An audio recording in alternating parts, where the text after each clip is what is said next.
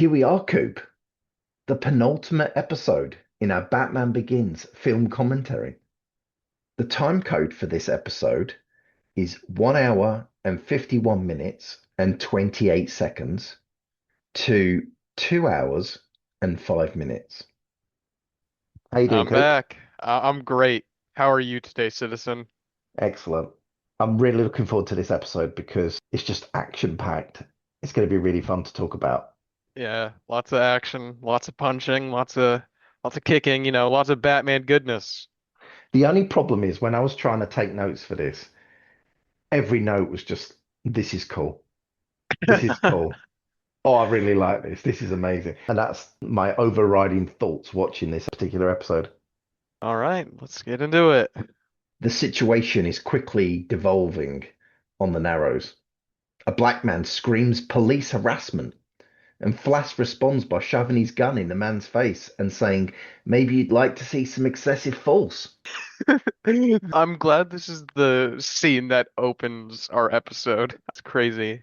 It is crazy, isn't it, when you think about modern things we've heard about policing in America in the last few years. I normally don't like to say the phrase that wouldn't get made today, but like that scene would be heavily criticized if it was made today. That's true. That's true. Or it could be they think Nolan's making a political commentary on it or Oh something. yeah, it's his genius. I wonder He, what he Flash does after this movie because we don't see him in the sequels, do we? I wonder what became of Flash has Flash. since joined ICE. What? Who the hell was that? That's my AI. I didn't know it was. It must have thought I was asking a question, but what? That's humor. That isn't a factual answer. Maybe there's a real person named Flash. Ah, yeah, maybe there is. Either that or Skynet's beginning to take over. Crazy.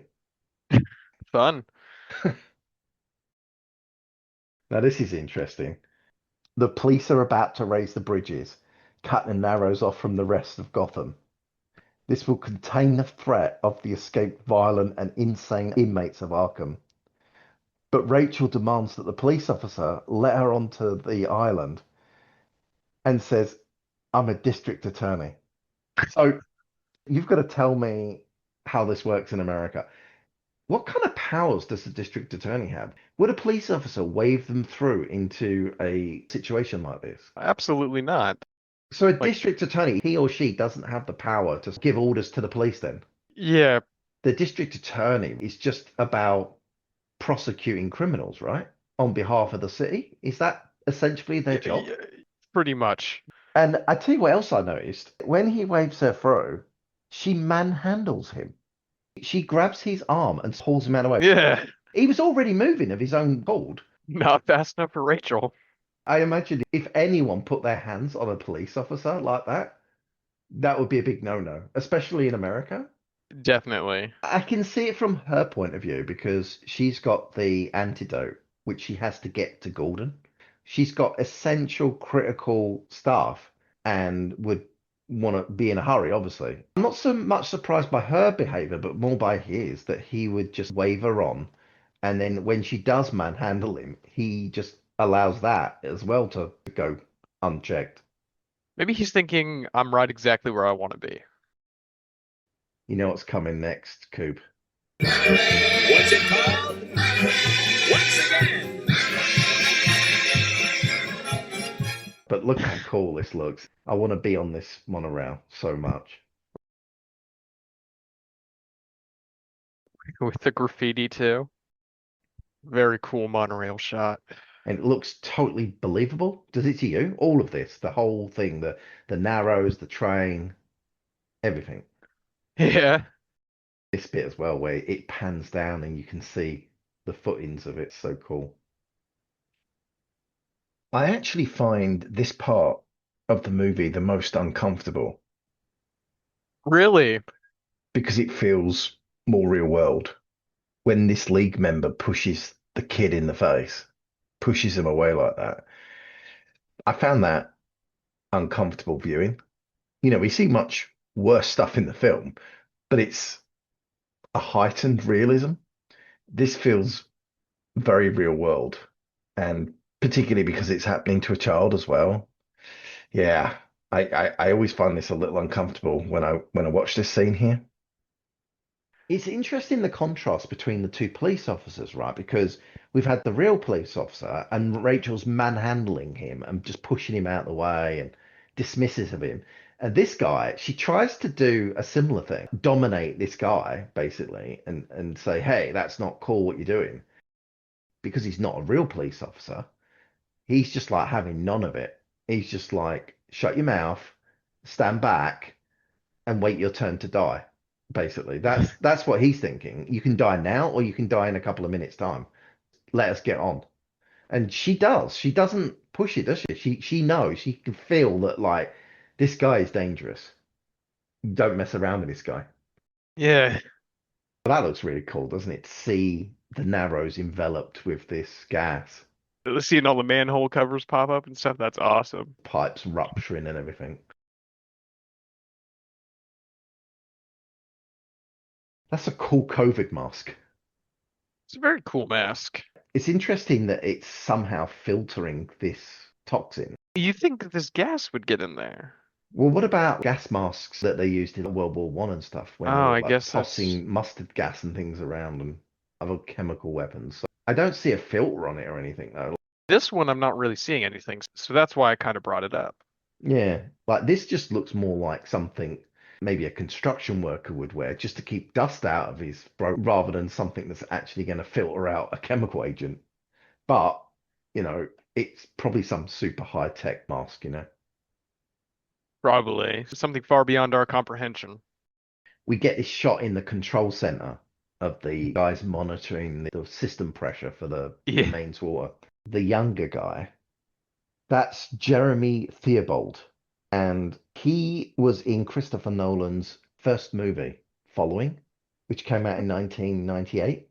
He was the main protagonist of that movie. And Okay. remember when we watched the scene earlier in the movie when Bruce was at dinner at the hotel and his rich chums were there at the table with him? Yeah. And there was that posh sounding blonde woman. That woman, Lucy Russell, we talked about as well in a previous episode, she was the female lead in Following as well. Huh. Yeah, because that was an indie movie, you know. Nolan financed that out of his own pocket and filmed it on his Saturdays, you know, like in London. So it's cool that he brought these two people back and put them in Batman. I think that's pretty cool that he did that for them. Very cool. Now, the other guy, the older guy here in the control center, I've seen him in many, many films. His name is Shane Rimmer. Wikipedia says that he was known as the Renter Yank in the British film industry. He voiced Scott Tracy in Thunderbirds. Heard of Okay. Thunderbirds? The 60s puppet show. I have. He appeared in Doctor Strangelove. He was also in The Dirty Dozen, Rollerball, and this is where I really remember him. He was in several James Bond films. He was in The Spy Who Loved Me. Okay. Was he like a naval commander or something in that one? He played Commander Carter. He was in the original Star Wars. Okay. He was in Superman 1, 2, and 3. All right. So I remember him in Superman 2, This is the very beginning of the movie, right? pretty early, yeah. Yeah. So it's when Zod and his minions assault these astronauts on the moon. And then there he is, look, in the control center again, in another. So two comic book movies, two control centers. He loves control centers. He's so good at it. Everyone loves the suit up sequence, don't Of course. You got to know the best one. Batman and Robin, come on. they? One day we'll have to rank the suit up sequences from all the Batman movies. Like a one-off episode. That could be fun. Normally, Batman goes into his final confrontation fresh, but in this movie, he's going into battle seriously wounded because he's Yeah. bleeding badly from the side. Someone has to save the city. People start to suffer the ill effects now of the gas, including Flash, who points his gun at two children one of whom is black again and is about to shoot them when Gordon incapacitates him, thankfully.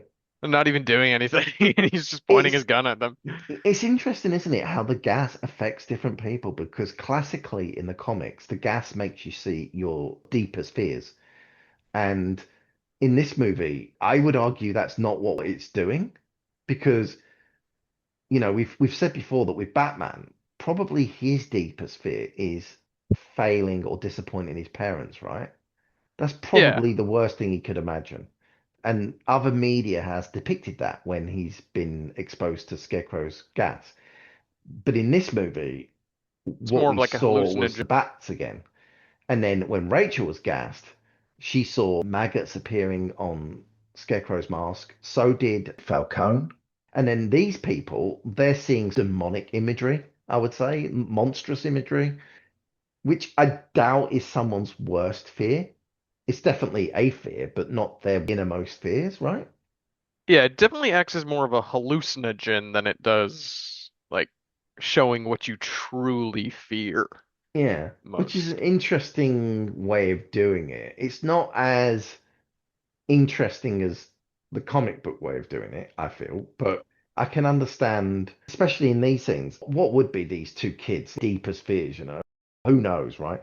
But by being more generic like this, it just makes sense for the scene in a way, so you don't have to think too much about it. If someone really gave it some deep thought and thought, what would these two boys be seeing? Their worst fear. And then you depict it on the screen, it might actually be confusing to the audience. Yeah. Look at that guy. It Okay. looks like he's eating that guy's face. Yeah. I thought that was a little extreme. I know it's Y- not graphic, but it feels graphic. It certainly does. I wonder what that guy's seeing. This making him want to eat a guy's face. Maybe he's scared of like a piece of chicken or something. So he's like, I've got to bite it. Got to bite it to get it away. Yeah. The Why not? only way to destroy that which I fear is to eat it. Every cop is now on the island. The bridges have been raised. The cops are now attacking the citizens they were sent in to protect. Yes. Who can So, save Gotham now, Coop? oh wait, I know a guy. He likes black. And there's the Batmobile doing what it was intended for, which is to jump rivers, right? As a bridging vehicle. Yes. Rampless jumps over rivers. Lucius said earlier there would be two of them. They'd both shoot over a river, towing a bridge between them. Yeah. And then you can bring your army across to whatever you need to. Makes sense. Batman says to Gordon, can you drive stick? What does that mean, Coop? Your terminology is a little different to us. I'm assuming that means the gear stick that's Yes. normally between the passenger and the driver Y to yeah. to the side of Yeah. your leg. Yeah. Well, I'm a little confused then because we know that the throttle on this vehicle is controlled by the lever, where a gear stick would traditionally be on a manual vehicle. So where's the stick? Is Batman making a joke? I mean, Formula One cars have manual gear control, but those are buttons on a steering wheel. I wouldn't imagine that this vehicle would have manual gear shifting. Now, this is awesome to see Jonathan Crane in full scarecrow mode with the straitjacket and the mask and riding the horse. Just looks amazing. I think this is what we all want to see from Scarecrow, right? And Nolan found a way to make it work within the constraints of a quote unquote realistic movie. And he just gets destroyed 5 seconds into his return. A young woman with a taser. But bro finally gets out, and the second he gets out, he's instantly tasered. That's gotta suck. Yeah. How do you feel about that, Coob? Do you find that this scene satisfying as a conclusion of the Scarecrow character, or would you have liked to see something a bit more epic, perhaps I involving Batman? I would have liked to see something maybe a little bit more epic. Maybe him and Rachel tag team him together or something. But him just instantly getting tasered and then, you know, I remember watching it in the cinema, and when he pulls up here on the horse, and the fire's going out of the horse's mouth, and the glowing red eyes, and it's so cool, and Scarecrow's got his straight jacket on and everything, and you're like, wow, it's Scarecrow. And you could feel the excitement in the room, like everyone's just like, yeah. And then he gets tasered in the face by Rachel, and he makes that girly scream, and he's just like out of it, and the horse just takes him away into the mist. The audience was just like, come on. It was so deflating. why bring him back if you're just gonna taser him in the first 5 seconds he comes back on screen is my question. So the kid must be seeing this, right? Because Rachel wouldn't be seeing this because she's Yeah, in. Well, actually, that brings an important point up, right? So Rachel's previously had the antidote. Does that make her immune for all time? So is she not seeing the fire and the glowing eyes and everything? Is that just the boy seeing this? Or is that's she seeing it because she's been reinfected? Can you get reinfected once you've had the antidote or not? that's interesting. We never learned if like the antidote also kind of works as sort of a vaccine or not. Huh. Now, if Uh, she is infected again, that's pretty good that she's able to maintain composure and function enough to keep her wits about her to aim that taser and rather than Yeah. just run away screaming in fear and panic. So maybe you can get infected again, but the effects from the toxin aren't as strong the second time round because you have a kind of partial immunity to the effects. Maybe. It's an interesting point. We just don't know, do we? We don't have enough information to go on. Unlike previous Batman films, they don't kill off the villain here. Even Sam Raimi was doing it in his Spider-Man films in the early to mid 2000s. That was the thing of the time, you kill the villains because it's big and theatrical. And this movie was like, we're not going to do that. We're going to keep the Scarecrow alive, just like the comics do. And then in the future, if we want to, we can bring him back. If you look at this illustration, Coop, this is clearly an inspiration for the movies. Absolutely.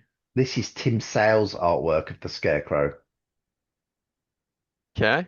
It's very nice artwork. Yeah, I can see the inspiration there. I love Tim Sale's artwork. It's not realistic in the slightest, but it's so evocative. Really creates a mood. It does.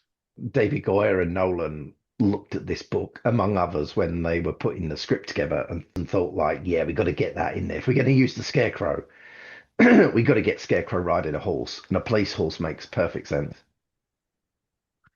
It does. Zaz here now coming out of the mist, wanting another couple of tally marks. And then he gets taken down in like 5 seconds too. I don't mind that in this case because Zaz isn't really what I would call a A-list villain. Would you consider Scarecrow an A-list villain? I'd say so. I'd say he's pretty well known among Batman villains. Like if you were to ask maybe a casual Batman fan, they'd obviously say Joker, Riddler. They'd probably throw Scarecrow up in there. In the old days, most of the general public was familiar with the 60s TV show. So to the general public and probably a Warner Brothers executive, if you said to them, what's an A-list Batman villain? They would have said Joker, Catwoman, Penguin, Riddler. And they might have even thrown in Mr. Freeze there because he did appear in the 60s show. Even though he is an old villain from the early days of the comics, probably before this movie, probably the general public wasn't familiar with him. Remember, this movie was released before the Arkham games. So, really, the only introduction the public had to the Scarecrow character outside of the comics at that time would have been the Batman animated series from the 90s. Batman turns away from Rachel and prepares to make his dramatic exit. And Rachel says to him, "You could die. At least tell me your name." And Batman chooses to reveal his identity. Yeah. He says, "It's not who I am underneath, but it's what I do that defines me." And that voice there, that's a portent for things to come, isn't it? That little, he's going into the Dark Knight voice there. Yeah. Where is she? Why does Bruce reveal himself to Rachel? Because earlier in the movie, he's had multiple opportunities to say to Rachel, "Hey, I'm Batman." Why do you think he does it now? Maybe he does think he's actually gonna die. I agree. When she says you could die, I think he thinks that he could die. We know he's already seriously injured, right? And he's about to go up against not just thugs, but he's going against people with the same training that he's had, but he's going against multiple versions of that. Overwhelming odds. He's going against Raish and all those ninjas, and he probably feels like I may not be able to pull this one off. I genuinely may not make it out of this alive. And so he may well feel like this may be the only time I get to tell her. Yeah. I like that. It's nice. The shot here as well, when he jumps off this building, is very cool. Definitely. And we see the functionality of the cape again. And we get to see what some of the citizens are seeing when they look up and see Batman here. And Yeah, he I looks like the like this demonic figure. The kids might call this a boomer moment. Look how close Gordon feels he needs to get to the windscreen in order to open up the cockpit on the Batmobile. it's like my grandpa trying to figure out Steam. Just side swiping all those cars. And those poor people. I don't know about you, but I'd kind of consider it an honor if my car was taken out by the Batmobile. Batman's chasing some lunatic through the city and he happens to sideswipe my car in the process. I don't know. I'd be taking photos of that and showing everyone and be like, "Look, Batman took out my car." What do you think it's like to drive this Batmobile? It's probably jarring. How would you stay at like a constant speed? Do you like set it to the speed on the There's no pedals, accelerations on the lever to Gordon's right. You can see there's indentations there. So I imagine it must feel similar to driving a speedboat or something, kind of. Yeah. And then every time Gordon wants to accelerate or decelerate, he has to take one hand off the wheel to do so, which is going to limit his ability to control the vehicle at speed. It doesn't seem very optimal to me. I would not want to drive this car. Let's be real, you'd probably activate the boost thrust, right? Immediately and just I'd go into a probably, rampless jump. I'd probably be would be. And then while you're in the air panicking, you fire off a couple of missiles or something. Probably, and you probably be the same way too. This is a hot entrance, as Chase Meridian would say. Yeah. Look at that. Pretty cool entrance. Liam Neeson just pieces out of there, says, "Fight these guys." It's so cool to see Batman fighting the ninjas and not just thugs. Batman takes out the thugs pretty easily, as we've seen. But these guys put up a little bit more of a fight, although they do go down pretty easily, don't they? They do. I would have liked to have seen more of a fight between these guys because they do have the same training as Bruce. Yeah, this section gave me so much pain in the game.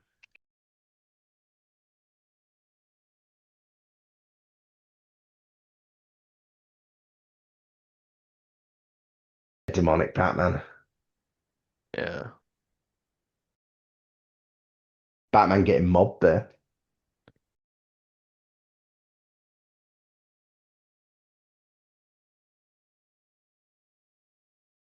Yeah. Shows the fear gas.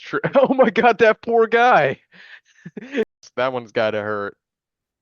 What kind of arm strength does Batman have there to hold on to that grapple gun with one hand as he's being wrenched into the air like that?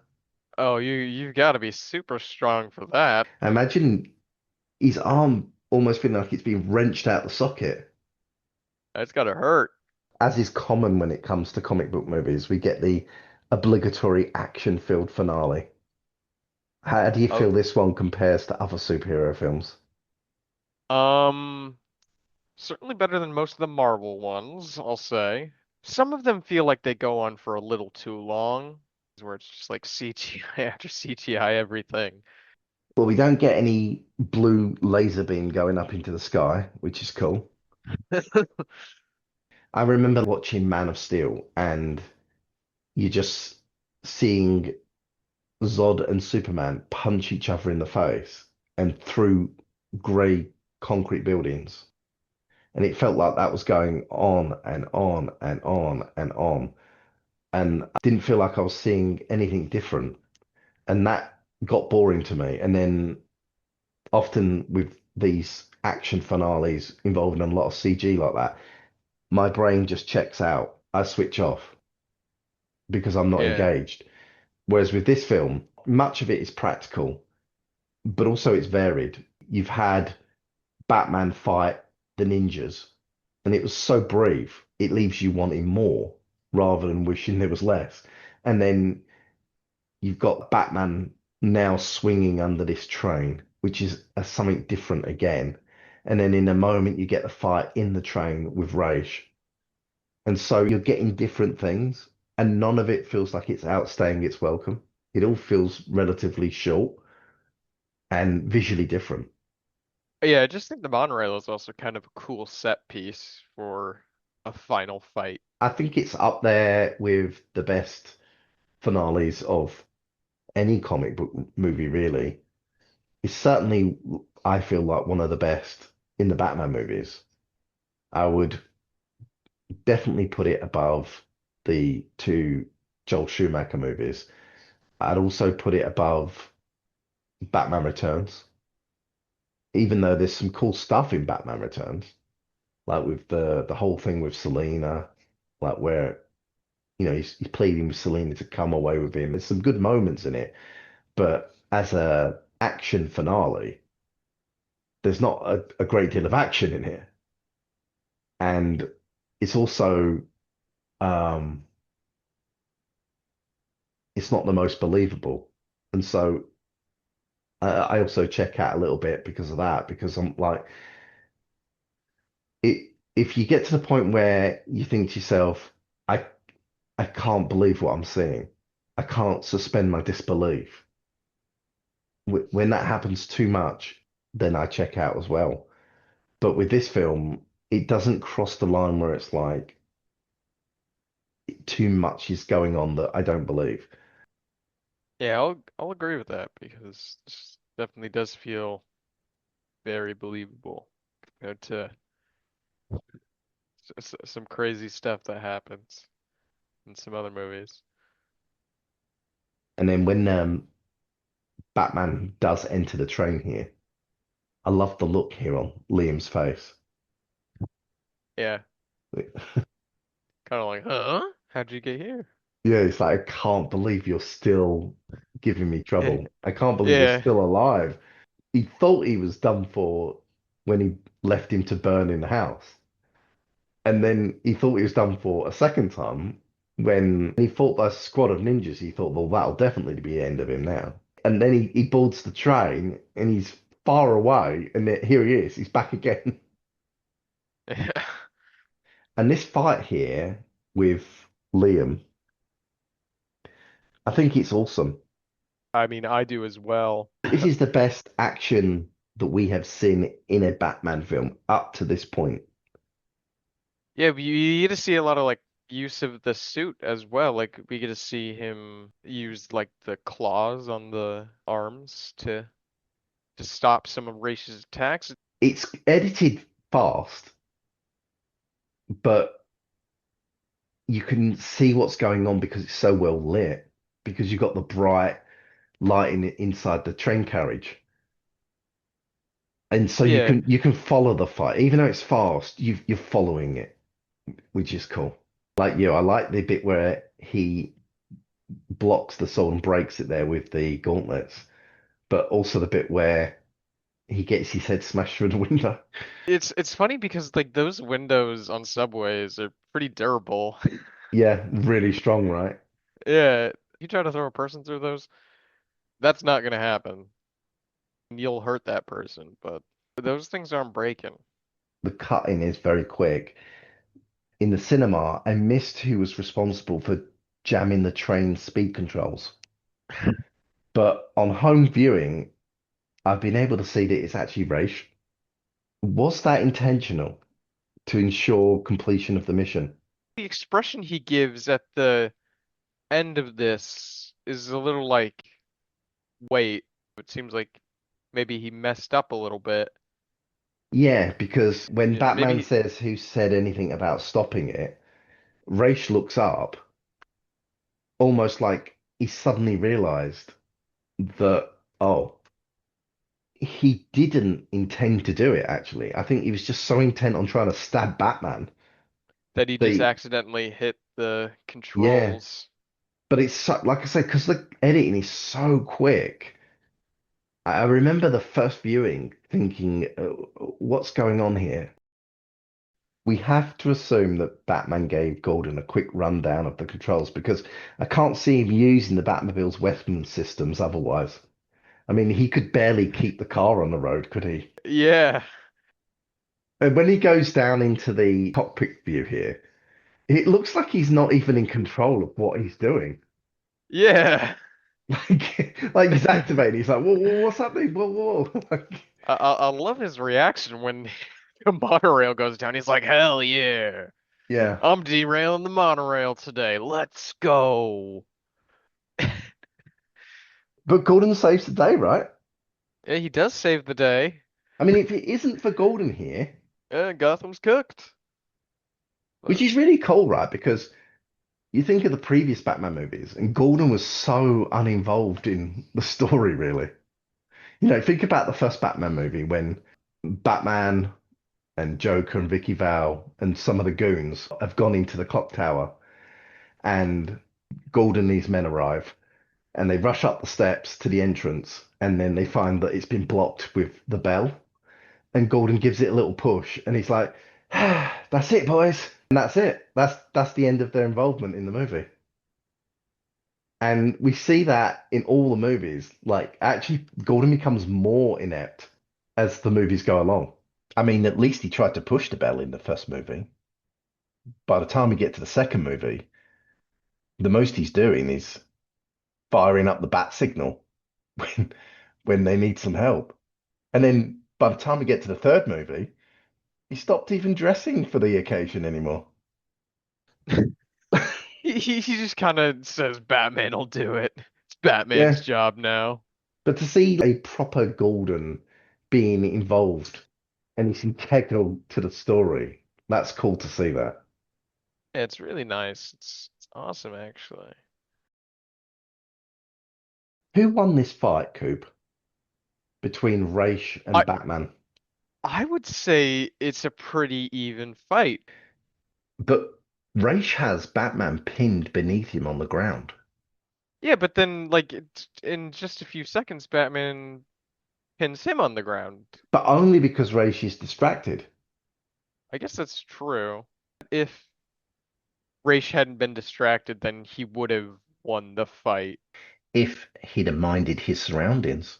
But with him being distracted, I feel like the fight is definitely a lot more even, if you know what I mean. And the only reason Raish is distracted is because Gordon has blown up the track supports. So if Gordon hadn't have done that, Ra's wouldn't have become distracted, and Ra's would have defeated Batman. So I'm going to say that Ra's is the superior fighter, even at this point. He just didn't mind his surroundings. It's that thing, right? So many movies do it where the bad guy would win if not for this tiny little thing. Scooby-Doo thing.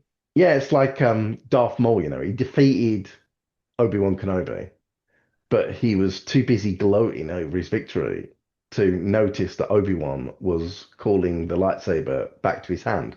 If Darth Maul hadn't have been so cocky and reveling in the moment, if he'd have just finished the job, he'd have been triumphant. I mean, yeah, that's such a common thing, the villain has technically won, but then the hero has one last trick up their sleeve. Yeah, and so often with Batman, it'll be a gadget that will save the day. A gadget like you've never seen before or something. But in this, the gadget is the Batmobile. But then you could say, well, if Batman hadn't have put that forethought in and the planning and taught Gordon how to use the vehicle and handed the vehicle over to Gordon, then that wouldn't have happened anyway. So it is a victory to Batman. Absolutely. Let's talk about morality for a moment. Where do you Okay. stand on Batman killing? This has never been a concrete rule. Like it was never established in the comics or the movies or anything that Batman has this rule that he doesn't kill. So if we Like go back to the early 40s in the comics, Batman freely killed people. In fact, he even used to carry a gun. But it wasn't too many years after that that Batman developed a no-kill rule.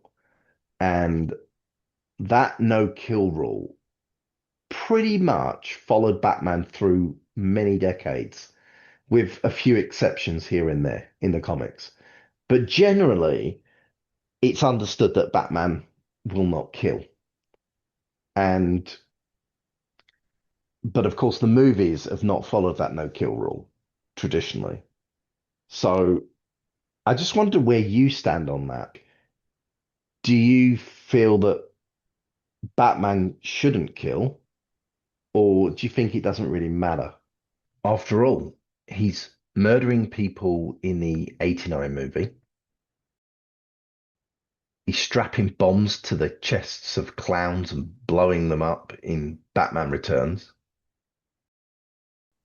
that's It true. can be argued that he killed Two-Face in Batman Forever because his actions led to Two-Face's death, which you could say exploited his psychosis. He did not kill in Batman and Robin. And then that brings us to this movie. So, of the previous four movies, it can be argued that he killed in three of them. Yeah, so I mean, I guess if it's necessary, it's fine. I don't know. I'm sure you have a lot more insight on this, so how do you feel about it? So, I prefer Batman not to kill. I like the no kill rule for a few reasons. I feel like if Batman goes around killing people, even if it's sporadically, then he becomes like the Punisher.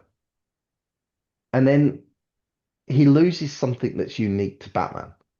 I feel like part of the reason that Batman wears the outfit to scare people, and part of the reason why he has all these non-lethal gadgets is to compensate for the fact that he will not kill. Because if he kills people with guns, then why does he need all that other stuff? He could just become like Frank Castle and just carry some machine guns with him and some Y- grenades and some other lethal weapons. So I feel like he needs all these other things to give him an edge. So there's that. But also, I feel like it makes the character more interesting because you can do interesting things like in the comics, you've had this thing with the Joker, for example, where the Joker will repeatedly escape from Arkham Asylum, and then every time he gets out, he'll kill innocent people. And then that's on Batman then, because Batman has to hold on to that guilt, knowing that if he just killed the Joker, then those people would never have been murdered. And that's happened over and over again, where the Joker's got out and innocent people have died.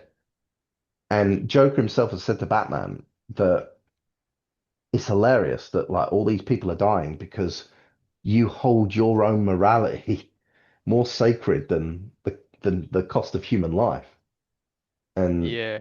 but I find that very interesting that Batman would think like that. Like Batman, at the end of the day, Batman thinks to himself, well, I can't be held accountable to the fact that Arkham Asylum cannot hold on to its prisoners. I cannot be held accountable for the actions of the Joker or anyone else that kills. I can only be held accountable for my own actions. My own morality tells me that I should not be taking human life, that it's sacred. It doesn't matter whether I believe that personally myself or not. I like that in Batman. I like that complexity. And I like that guilt and that conflict that arises between him and the Joker because of it. Yeah, that's some good insight. I like what you had to say on that. Batman here says, I won't kill you, but I don't have to save you. Now, this scene has been criticized by some Batman fans. They say that Batman did in fact murder Rage. Do you agree with this? Is willful inaction a deliberate action in itself? By refusing to save a person whose life is in danger, are you effectively murdering them? Yeah, I mean, pretty much. I would argue that yeah. I mean, if you can do whatever you can to stop a person from dying and you just are choosing not to, then yeah, you're pretty much murdering that person. It's What an do you interesting philosophical question, isn't it? It really Because is. because you can say, well, the person's unarmed, they're no longer a threat. Batman could have grabbed hold of Ra's here, twisted his arm behind his back, slapped a handcuff on him, or knocked him out, whatever, rendered him unconscious, slung him over his back, and saved him, right? And then he's delivered into the hands of the authorities. Batman could have done that, but he chooses not to. He chooses not to save him. Does that make it murder? If you can save someone whose life is in danger and you choose not to, are you effectively murdering them or not? Or are you allowing them simply to reap the consequences of their own actions? Yeah, I mean, I would still say it's murder. I mean, sure, Ra's did cause all this stuff, but I mean, Batman is effectively murdering him by just leaving him here to die. It's a nice philosophical question to play with and have some fun with.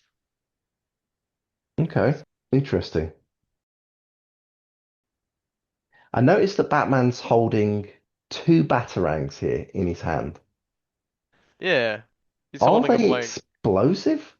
Because he throws one and it shatters the window of the train, and the other blows out the back of the carriage.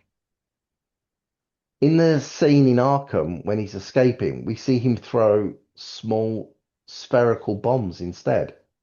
yeah, they must be somewhat explosive. But we've not seen that in the film previously. Whenever we've seen him throw those, they're simply pieces of metal that he uses to break light sources. It looks like for Eh, some reason this piece of metal, this metal batarang that Bruce made on a lathe, now has some kind of explosive capability. I don't understand that. yeah, it doesn't make much sense, does it? Bale's eyes here roll back in his head, and it looks for a moment like he's wearing white lenses. Yeah. I love how Bruce has also created a wind tunnel by blowing out the window at the front and then blowing out the back of the carriage. It creates that funnel, right, for the wind to catch in his cape so it can drag him out the back of the carriage. I think that's cool that they thought about that like that. Yeah.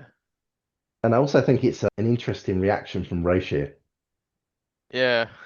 He sees his impending doom And and he's he just just closes his eyes in he just acceptance. accept yeah, he accepts it. I think he's finally realized that his time's over. Except it's race, so he's just gonna like magically come back somehow. You think he survived? Wouldn't put it past him.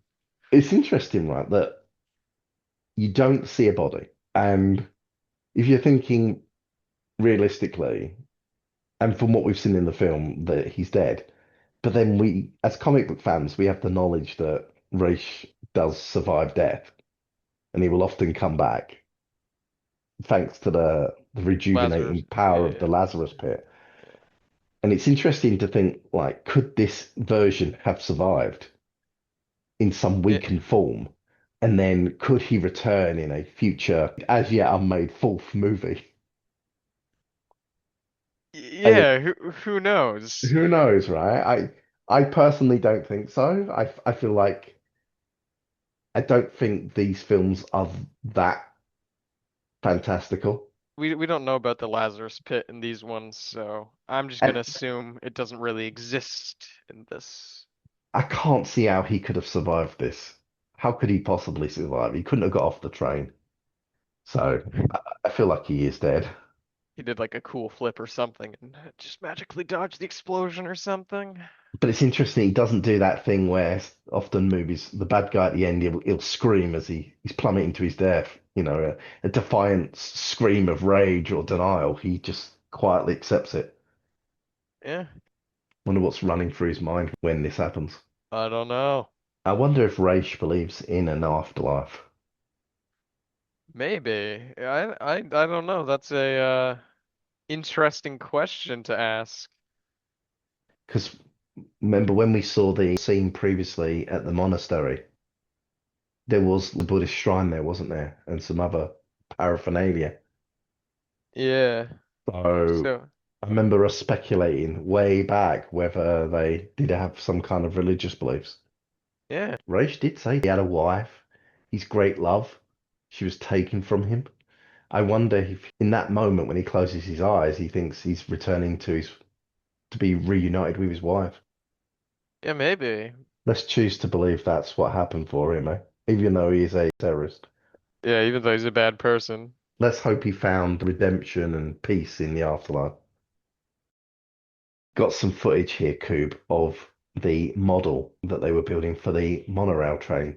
Those are pretty big for models. Remember, the bigger the model, the more the detail, the I more guess that's true. believable. All this is models, model buildings, model train. So they'll do a pass with that. They'll overcrank the camera. That means that they will film at really high frames. Standard film is 24 frames a second. But if you filmed a model at that speed, it would make the model appear just as it is, a model. But if you film it at a much higher frame rate, maybe 60 or 120 FPS, maybe even more, and then you slow it down on the playback to 24 frames a second, that creates a slow motion effect.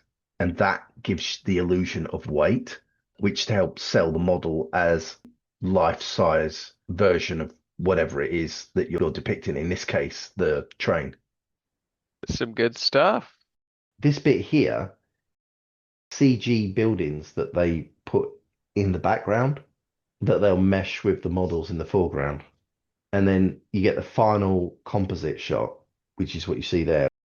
Now, I'm no building and structural expert, but I'm surprised that the entire building didn't come down. Yeah, because a few columns were knocked out there.